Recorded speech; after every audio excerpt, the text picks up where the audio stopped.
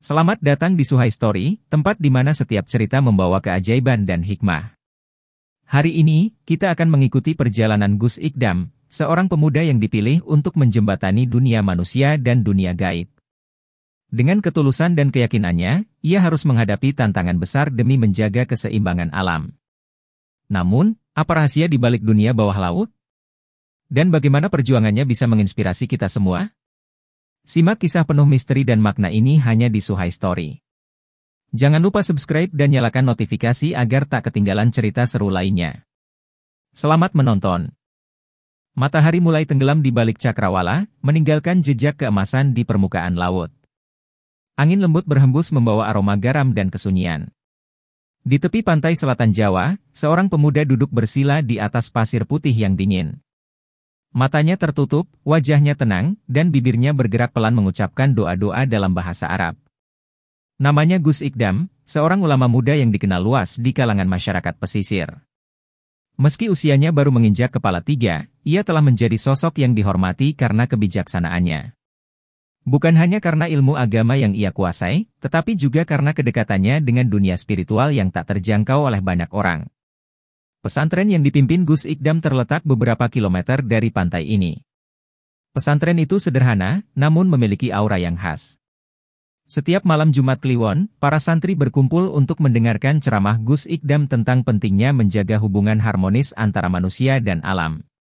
Ia sering bercerita tentang makhluk halus, tentang Nyi Roro Kidul, dan tentang bagaimana manusia modern seringkali melupakan adab-adab spiritual yang diajarkan nenek moyang. Namun, malam ini berbeda. Gus Ikdam tidak sedang memberikan ceramah atau mengajar santri. Ia datang sendirian ke pantai ini setelah mendapatkan firasat aneh dalam mimpinya semalam. Dalam mimpi itu, ia melihat ombak besar yang membawa sesuatu yang tampak seperti gulungan kertas tua.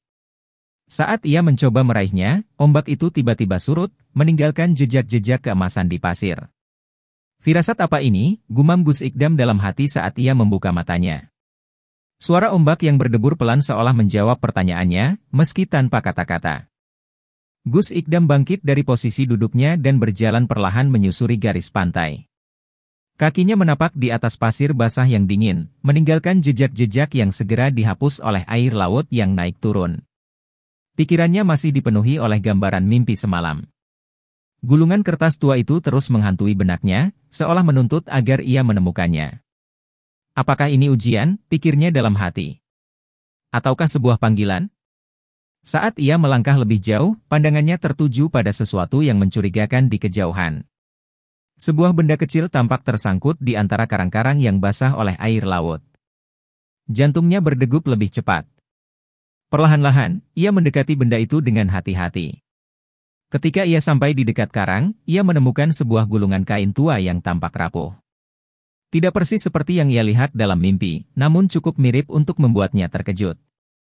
Ia meraih gulungan itu dengan tangan gemetar dan membawanya ke bawah sinar bulan yang redup. Setelah membersihkan pasir dan lumut yang menempel, ia membuka gulungan itu dengan hati-hati. Di dalamnya, ia menemukan tulisan-tulisan kuno dalam aksara Jawa yang sulit dibaca. Beberapa bagian nampak rusak oleh waktu, namun masih bisa dipahami. Tulisan itu berbicara tentang kontrak spiritual antara manusia dan penjaga laut selatan, Nyi Roro Kidul. Gus Ikdam menarik napas panjang. Ia tahu bahwa ia sedang berada di ambang sesuatu yang luar biasa. Kontrak ini bukan sekadar artefak sejarah, melainkan sebuah pesan yang ditujukan padanya secara pribadi. Ia merasakan tanggung jawab besar di pundaknya. Aku harus mempelajari ini, gumamnya. Ini bukan hanya tentang aku, tapi tentang semua orang yang tinggal di pesisir ini. Ia memutuskan untuk membawa gulungan itu kembali ke pesantrennya. Malam itu, ia duduk di ruang perpustakaan yang sunyi, mempelajari setiap detail dari tulisan kuno tersebut. Semakin ia membacanya, semakin ia menyadari bahwa ada misi besar yang harus ia jalankan, misi untuk mengembalikan keseimbangan antara manusia dan alam, serta menguatkan hubungan spiritual dengan penjaga laut selatan. Pagi pun tiba, dan Gus Ikdam merasa siap untuk menghadapi tantangan yang akan datang. Ia tahu bahwa perjalanan ini tidak akan mudah, namun ia percaya bahwa dengan keyakinan dan ilmu yang dimilikinya, ia bisa membawa perubahan bagi masyarakat pesisir dan alam sekitarnya. Beberapa jam setelah Gus Ikdam meninggalkan pantai, langit mulai berangsur terang. Matahari perlahan naik, menyapu embun malam dari dedaunan di sekitar pesantren. Pesantren Al-Istiqomah, tempat Gus Ikdam tinggal, terletak di sebuah bukit kecil yang menghadap langsung ke laut selatan. Dari sini, suara ombak selalu terdengar seperti nyanyian alam yang tak pernah berhenti. Pesantren itu tidak besar, namun memiliki aura yang mendamaikan. Bangunannya sederhana, terbuat dari kayu dan bambu, dengan halaman luas yang dikelilingi pepohonan kelapa. Di tengah halaman, ada sebuah masjid kecil dengan kubah berwarna hijau tua. Setiap pagi, para santri berkumpul di sana untuk melaksanakan salat subuh berjamaah, diikuti dengan sesi pengajian yang dipimpin langsung oleh Gus Ikdam. Pagi itu, seperti biasa, Gus Ikdam sudah berada di masjid sebelum azan berkumandang.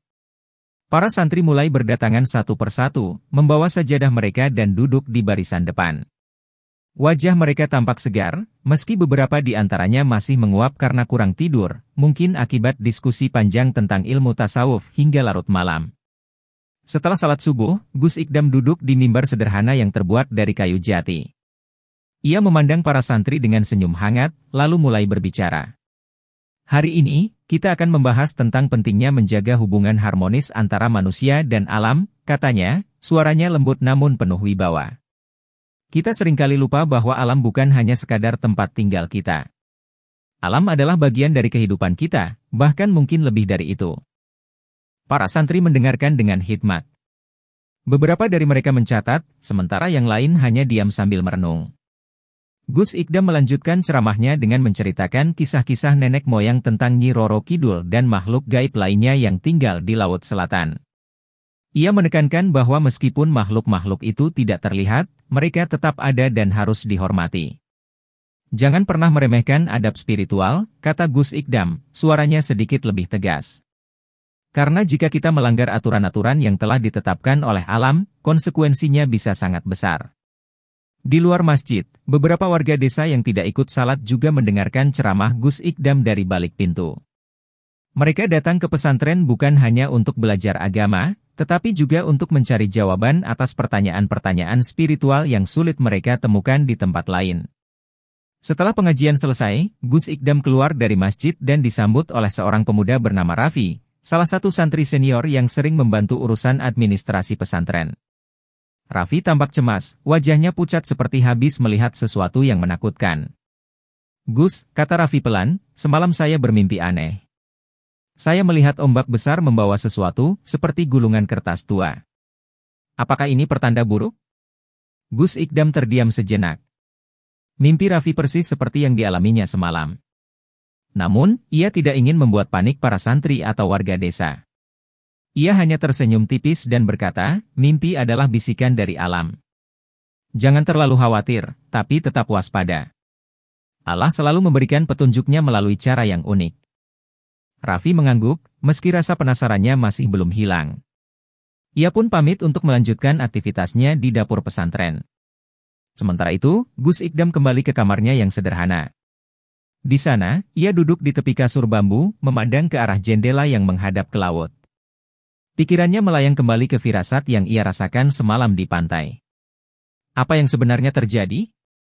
Mengapa mimpi itu juga dialami oleh Raffi? Ia menghela napas panjang, lalu berdoa dalam hati, Ya Allah, tunjukkanlah jalan MU.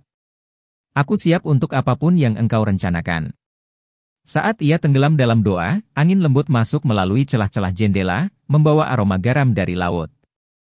Suara ombak terdengar semakin keras, seolah memberikan jawaban terselubung. Gus Ikdam merasakan ketenangan yang mendalam, meskipun pertanyaan-pertanyaan besar masih menggelayuti benaknya. Ia kemudian mengambil gulungan kain tua yang ia temukan semalam di pantai. Dengan hati-hati, ia membacanya lagi, mencoba memahami setiap kalimat yang tertulis di sana. Ada sesuatu yang istimewa tentang tulisan itu, bukan hanya sebagai artefak sejarah, tetapi juga sebagai panggilan spiritual yang mendesak. Aku harus bertindak, gumamnya pelan. Ini bukan hanya tentang aku, tapi tentang semua orang di sini. Dengan tekad yang kuat, Gus Ikdam mulai merencanakan langkah-langkah yang harus ia ambil. Ia tahu bahwa perjalanan ini tidak akan mudah, namun ia percaya bahwa dengan keyakinan dan ilmu yang dimilikinya, Ia bisa membawa perubahan bagi masyarakat pesisir dan alam sekitarnya. Malam itu, angin berhembus lebih kencang dari biasanya.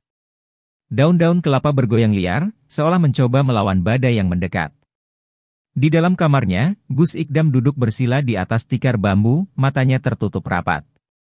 Ia sedang bermeditasi, mencoba meredakan gelisah yang terus menghantuinya sejak mimpi semalam. Namun, meditasinya terganggu oleh suara langkah-langkah pelan di luar pintu. Ia membuka mata dan melihat bayangan seseorang di balik tirai tipis yang menutupi pintu kamarnya. Bayangan itu tampak samar, seperti bukan manusia biasa. "Gus," panggil suara pelan dari luar. Itu adalah Raffi lagi. Gus Ikdam bangkit dari tempat duduknya dan membuka pintu. Wajah Raffi tampak pucat, bahkan lebih pucat daripada pagi tadi. Matanya berkaca-kaca, seolah ia baru saja melihat sesuatu yang sangat menakutkan. "Apa yang terjadi?" tanya Gus Ikdam, nada suaranya tetap tenang meski ada rasa khawatir di hatinya. Saya melihat sesuatu di pantai, Gus," kata Raffi terbata-bata. "Ada gulungan kertas tua tersapu ombak.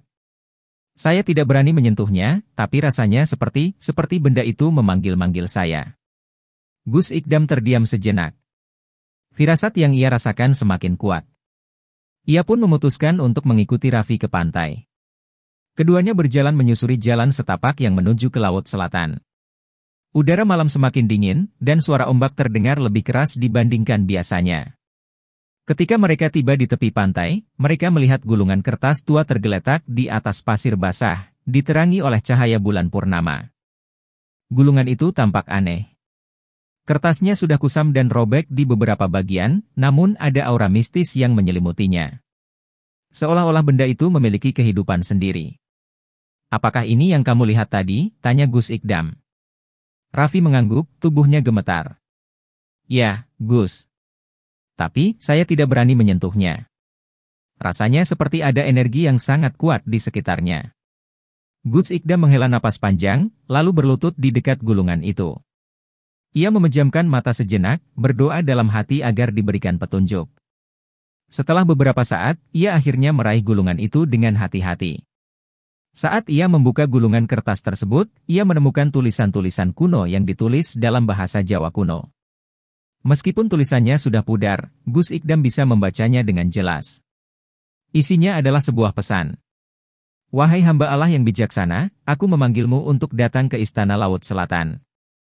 Ada urusan penting yang harus kau selesaikan demi menjaga keseimbangan antara dunia nyata dan dunia gaib.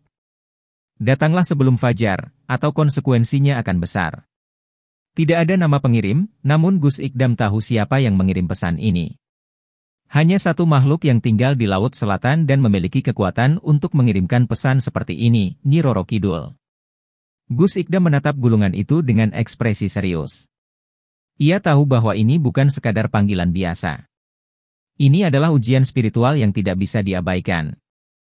"Apa isi pesannya, Gus?" tanya Raffi, suaranya penuh rasa ingin tahu. Gus Ikdam menatap Raffi dengan pandangan yang sulit diartikan. "Ini adalah panggilan dari Nyi Roro Kidul," katanya pelan. "Aku harus pergi ke Istana Laut Selatan." Raffi terkejut. "Apa? Apakah aman untuk pergi ke sana?"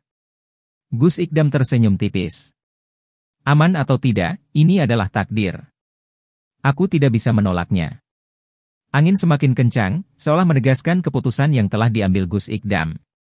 Ia pun bangkit, memandang ke arah laut yang gelap.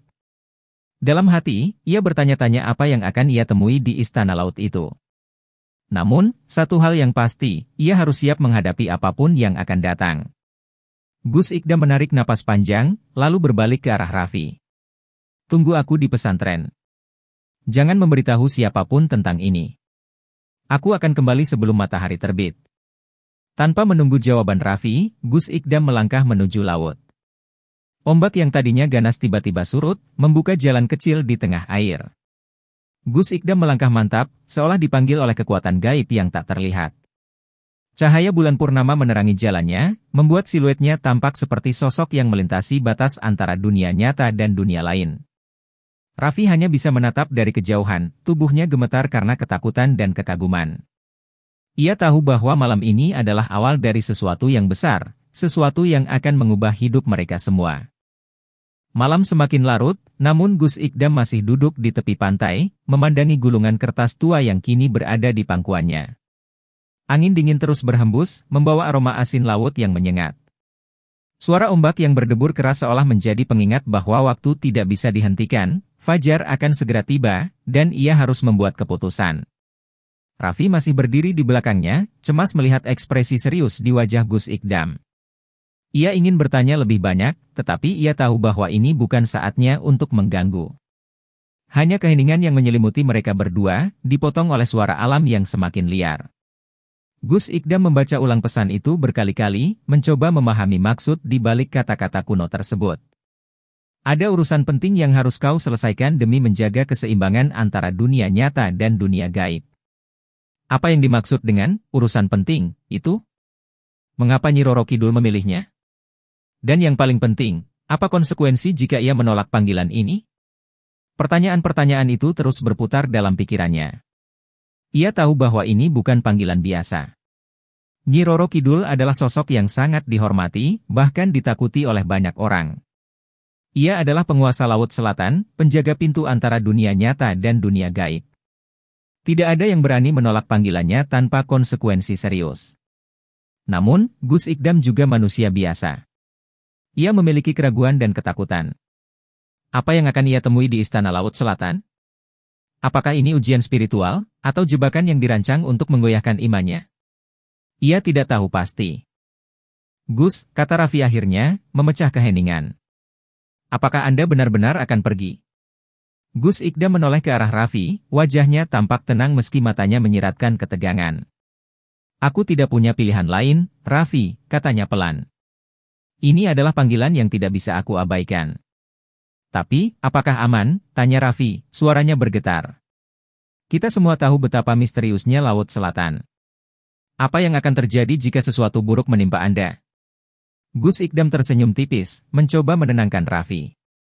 Aman atau tidak, ini adalah takdir. Allah tidak akan memberikan ujian yang melebihi kemampuan hambanya. Aku hanya perlu percaya padanya dan mengikuti petunjuknya. Raffi mengangguk, meskipun rasa khawatirnya masih belum hilang.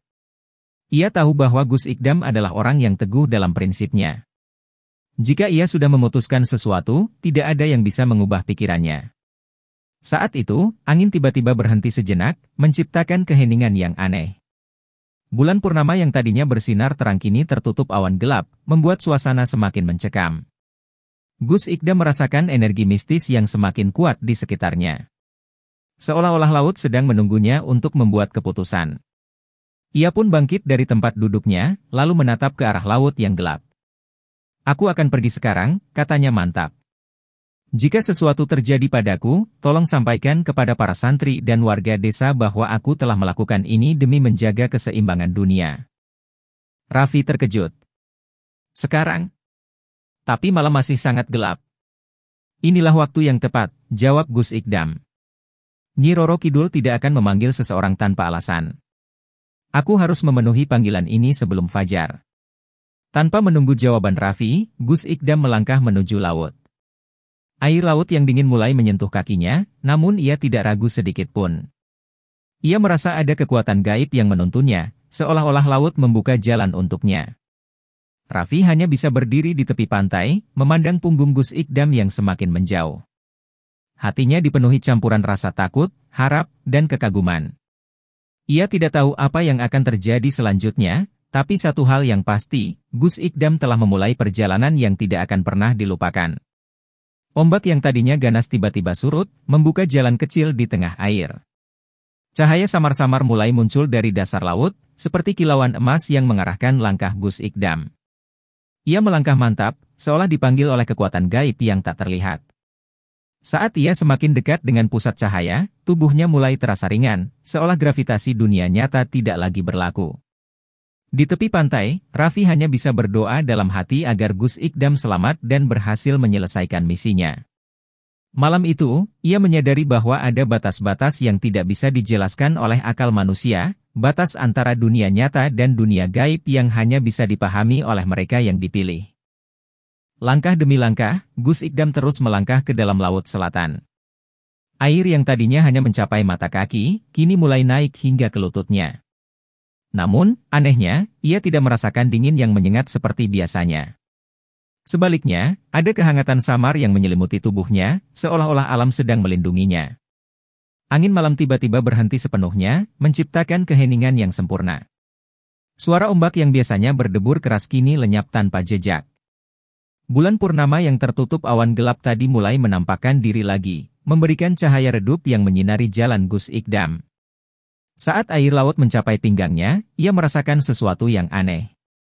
Laut seolah membuka jalan di depannya, menciptakan lorong transparan yang dipenuhi gelembung-gelembung air berkilauan. Lorong itu tampak seperti pintu masuk ke dunia lain, dunia yang tidak bisa dilihat oleh mata manusia biasa. Gus Ikdam tidak ragu sedikit pun. Ia melangkah maju, merasakan energi gaib yang semakin kuat di sekitarnya. Setiap langkah yang ia ambil membuatnya semakin jauh dari dunia nyata dan semakin dekat dengan dunia gaib. Namun, perjalanan ini tidak mudah. Saat ia melangkah lebih jauh, bayangan-bayangan hitam mulai muncul di sekitarnya. Mereka adalah makhluk gaib yang tak terlihat jelas, tetapi kehadiran mereka sangat terasa. Beberapa di antaranya mendekat, seolah ingin menghalangi jalannya. "Siapa kalian?" tanya Gus Ikdam pelan, suaranya tetap tenang meski hatinya sedikit gugup. Bayangan-bayangan itu tidak menjawab. Mereka hanya bergerak semakin dekat, menciptakan aura yang menakutkan. Salah satu dari mereka bahkan mencoba menyentuh Gus Ikdam, tetapi saat tangannya yang tembus pandang menyentuh bahu Gus Ikdam, ia langsung tersentak mundur seolah terbakar. Gus Ikdam tersenyum tipis. Ia tahu bahwa iman dan doa-doa yang ia panjatkan telah melindunginya dari pengaruh negatif makhluk gaib tersebut. Ia pun melanjutkan langkahnya, sambil terus membaca ayat-ayat suci dalam hati. Setelah beberapa saat, lorong air itu akhirnya membawa Gus Ikdam ke sebuah tempat yang luar biasa indah. Di hadapannya, muncul istana megah yang terbuat dari kristal laut. Dinding-dindingnya berkilauan seperti mutiara, dan atapnya dihiasi dengan ornamen emas yang memancarkan cahaya lembut. Istana itu tampak seperti mimpi yang menjadi nyata. Namun, meskipun indah, ada aura misterius yang menyelimuti istana tersebut. Tidak ada suara, tidak ada gerakan. Hanya kesunyian yang mendalam. Sebelum Gus Ikdam sempat melangkah lebih jauh, seorang wanita tua muncul di depannya. Wajahnya keriput, rambutnya putih seperti kapas, dan matanya yang tajam menatap Gus Ikdam dengan intens. "Selamat datang, Gus Ikdam," kata wanita itu dengan suara serak namun penuh wibawa. "Aku adalah penjaga gerbang Istana Laut Selatan. Apakah kau benar-benar siap untuk bertemu dengan Nyi Roro Kidul?" Gus Ikdam menatap wanita itu dengan tenang. "Ya, aku siap. Aku datang untuk memenuhi panggilannya." Wanita tua itu tersenyum tipis, seolah sedang menguji keyakinan Gus Ikdam. "Kesediaanmu untuk datang sudah cukup untuk melewati gerbang ini. Namun, ingatlah bahwa apa yang akan kau temui di dalam istana ini bukanlah hal-hal yang bisa kau pahami dengan akal manusia biasa. Kau harus siap menghadapi apapun." Gus Ikdam mengangguk mantap. "Aku siap. Allah selalu bersamaku." Wanita tua itu pun melangkah ke samping, memberikan jalan bagi Gus Ikdam untuk masuk ke dalam istana. Saat Gus Ikdam melangkah melewati gerbang kristal, ia merasakan energi yang sangat kuat menyelimuti tubuhnya. Ini adalah awal dari petualangan spiritual yang tidak akan pernah ia lupakan. Di dalam istana, suasana semakin mencekam. Lorong-lorong yang ia lewati dipenuhi dengan lukisan-lukisan kuno yang menggambarkan kejadian-kejadian besar antara dunia nyata dan dunia gaib. Ada gambar badai besar yang menghancurkan kapal-kapal, ada juga gambar manusia yang berlutut di hadapan sosok wanita anggun yang dikelilingi cahaya hijau. Semakin jauh ia melangkah, semakin kuat aura mistis yang ia rasakan. Akhirnya, ia sampai di ruangan utama istana. Di sana, duduk seorang wanita cantik dengan gaun hijau kebiruan yang berkilauan seperti permata laut. Rambutnya panjang, hitam legam, dan matanya berkilau seperti dua batu zamrud. Itu adalah Nyi Roro Kidul. "Salam sejahtera untukmu, Gus Ikdam," kata Nyi Roro Kidul dengan suara lembut namun penuh kekuatan. "Aku telah menunggumu." Gus Ikdam membungkuk hormat.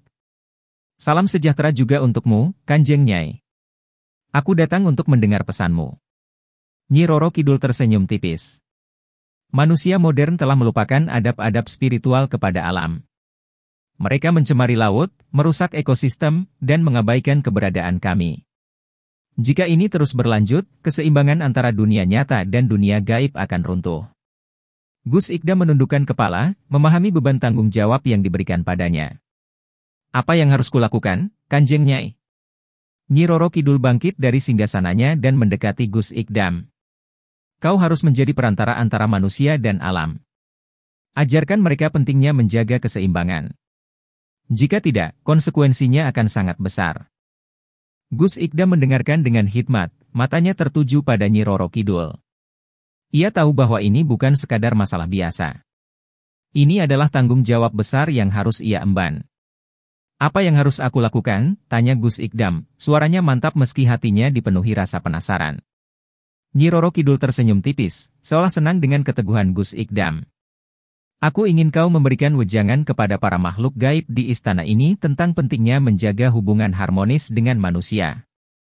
Namun, sebelum itu, kau harus membuktikan bahwa kau benar-benar siap untuk tugas ini.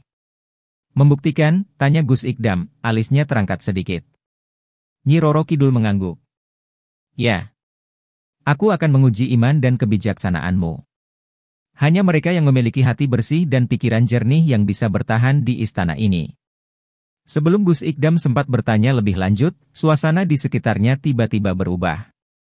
Kolam besar di tengah halaman mulai bergerak, menciptakan pusaran air yang kuat.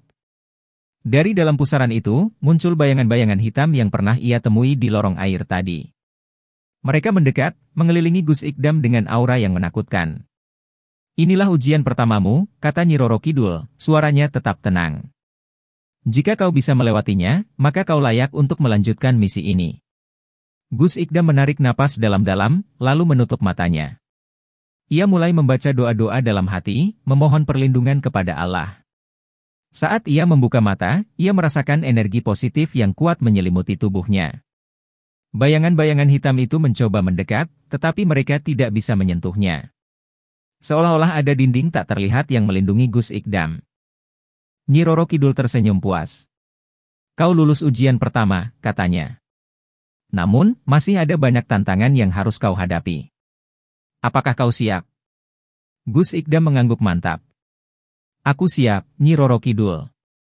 Aku akan melakukan apapun demi menjaga keseimbangan antara dunia nyata dan dunia gaib. Nyi Roro Kidul tersenyum lagi, kali ini lebih hangat. Baiklah. Ikuti aku ke dalam istana. Akan ada banyak hal yang harus kau pahami. Ia pun melangkah menuju pintu utama istana, diikuti oleh Gus Ikdam. Saat mereka memasuki istana, Gus Ikdam merasakan energi yang sangat kuat menyelimuti tubuhnya. Ini adalah awal dari petualangan spiritual yang tidak akan pernah ia lupakan. Di dalam istana, lorong-lorong yang ia lewati dipenuhi lukisan-lukisan kuno yang menggambarkan kejadian-kejadian besar antara dunia nyata dan dunia gaib. Ada gambar badai besar yang menghancurkan kapal-kapal, ada juga gambar manusia yang berlutut di hadapan sosok wanita anggun yang dikelilingi cahaya hijau. Semakin jauh ia melangkah, semakin kuat aura mistis yang ia rasakan. Nyi Roro Kidul berjalan di depannya dengan anggun, gaun hijau keemasannya melambai pelan meski tidak ada angin. Ia membawa Gus Ikdam ke sebuah ruangan besar yang dipenuhi cermin-cermin raksasa. Cermin-cermin itu tidak hanya memantulkan bayangan fisik, tetapi juga aura dan emosi orang yang berdiri di depannya. Inilah tempat ujian keduamu, kata Nyi Roro Kidul, suaranya tenang namun penuh teka-teki. Cermin-cermin ini akan menunjukkan sisi terdalam dari dirimu, semua ketakutan, keraguan, dan kelemahanmu. Jika kau bisa menghadapinya tanpa terguncang, maka kau layak untuk melanjutkan misi ini. Gus Ikdam menatap cermin-cermin itu dengan hati-hati. Ia tahu bahwa ini bukan sekadar ujian fisik, tetapi juga ujian mental dan spiritual. Ia pun melangkah mendekat ke salah satu cermin. Saat ia melihat ke dalam cermin, bayangannya mulai berubah. Wajahnya yang awalnya tenang tiba-tiba berubah menjadi penuh ketakutan. Ia melihat dirinya sendiri sebagai seorang anak kecil yang ditinggalkan oleh orang tuanya di tengah hutan gelap. Suara-suara misterius terdengar dari dalam cermin, seolah-olah menggoda dan menyiksanya. Kau tidak cukup kuat, bisik suara dari cermin itu. Bagaimana mungkin kau bisa menghadapi dunia gaib jika kau bahkan tidak bisa menghadapi dirimu sendiri? Gus Ikdam merasakan tubuhnya gemetar, tetapi ia segera menenangkan diri. Ia menutup mata dan mulai membaca doa-doa dalam hati, memohon kekuatan dari Allah. Saat ia membuka mata lagi, bayangan menakutkan di cermin itu mulai memudar, digantikan oleh wajahnya yang tenang dan penuh keyakinan. Aku tidak takut pada diriku sendiri, kata Gus Ikdam dengan suara mantap. Aku hanya manusia biasa, tapi aku percaya pada kekuatan Allah. Itu sudah cukup bagiku. Nyi Roro Kidul tersenyum tipis, seolah senang dengan jawaban Gus Ikdam. Bagus, katanya. Namun, ujian belum selesai.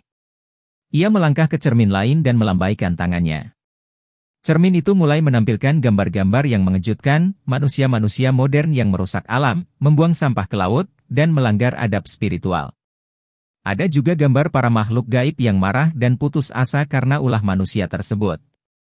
Inilah akibat dari hubungan yang renggang antara manusia dan dunia gaib, kata Nyi Roro Kidul, nada suaranya mulai serius.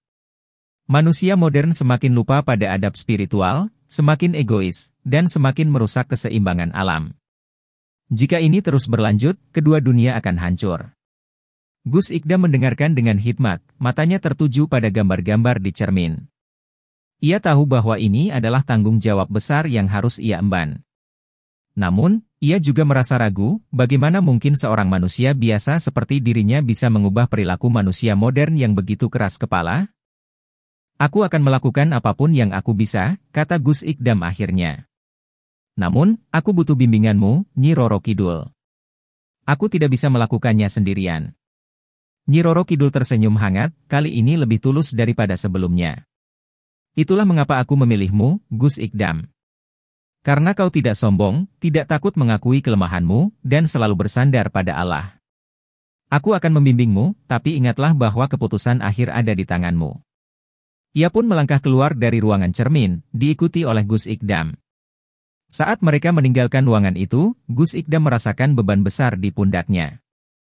Ia tahu bahwa perjalanan ini baru dimulai, dan masih banyak tantangan yang harus ia hadapi. Namun, satu hal yang pasti, ia tidak akan menyerah. Apapun yang terjadi, ia akan berusaha menjaga keseimbangan antara dunia nyata dan dunia gaib. Di luar ruangan cermin, lorong-lorong istana tampak lebih redup, seolah memberikan waktu bagi Gus Ikdam untuk merenung. Ia memikirkan semua yang telah ia lihat dan rasakan, ketakutan dalam cermin, gambar-gambar kehancuran alam, dan tanggung jawab besar yang diberikan padanya. Ya Allah, gumamnya dalam hati, berikan aku kekuatan untuk menjalani semua ini. Aku hanya ingin menjadi alat MU untuk membawa kebaikan. Langkah-langkahnya semakin mantap saat ia mengikuti Nyi Roro Kidul menuju ruangan berikutnya. Ia tahu bahwa ini bukan sekadar petualangan spiritual, tetapi juga panggilan untuk menjadi perantara antara dua dunia yang saling bergantung. Apapun yang menanti di depan, ia siap menghadapinya dengan keyakinan dan keikhlasan. Setelah meninggalkan ruangan cermin, Nyi Roro Kidul membawa Gus Ikdam ke pintu belakang istana. Di sana, terbentang hutan lebat yang tampak sangat berbeda dari dunia luar. Pohon-pohonnya menjulang tinggi, dengan cabang-cabang yang saling bertautan membentuk atap alami. Udara di dalam hutan terasa dingin dan lembab, seolah-olah waktu berhenti di tempat ini. Inilah jalanmu untuk kembali ke dunia manusia, kata Nyi Roro Kidul, suaranya tetap tenang namun mengandung nada peringatan. Namun, perjalanan ini tidak akan mudah. Hutan ini adalah wilayah gaib yang penuh ilusi. Kau harus bisa membedakan antara kenyataan dan tipuan jika ingin keluar dengan selamat. Gus Ikdam menatap hutan itu dengan ekspresi serius. Ia tahu bahwa ini adalah bagian dari ujian spiritualnya. Tanpa ragu, ia mengangguk mantap. Aku siap, Nyi Roro Kidul. Aku akan menghadapi apapun yang ada di depanku. Nyi Roro Kidul tersenyum tipis, lalu melambaikan tangannya. Ingatlah, kekuatan terbesarmu adalah imanmu. Jangan pernah melupakan itu. Setelah itu, ia menghilang ke dalam cahaya biru yang samar, meninggalkan Gus Ikdam sendirian di tepi hutan. Gus Ikdam menghela napas panjang, lalu melangkah masuk ke dalam hutan angker itu. Ilusi pertama, suara teman lama. Tidak lama setelah Gus Ikdam memasuki hutan, ia mulai mendengar suara-suara aneh. Itulah cerita kita kali ini, tentang pemuda dan petualangannya di istana bawah laut yang penuh misteri. Namun, masih banyak rahasia yang belum terungkap. Apa sebenarnya isi gulungan kuno itu? Dan apa arti cahaya biru yang menyelimuti istana? Semua akan terjawab di episode berikutnya. Jangan lupa like, subscribe, dan nyalakan lonceng notifikasi agar tidak ketinggalan kelanjutan ceritanya. Sampai jumpa lagi di Suhai Story.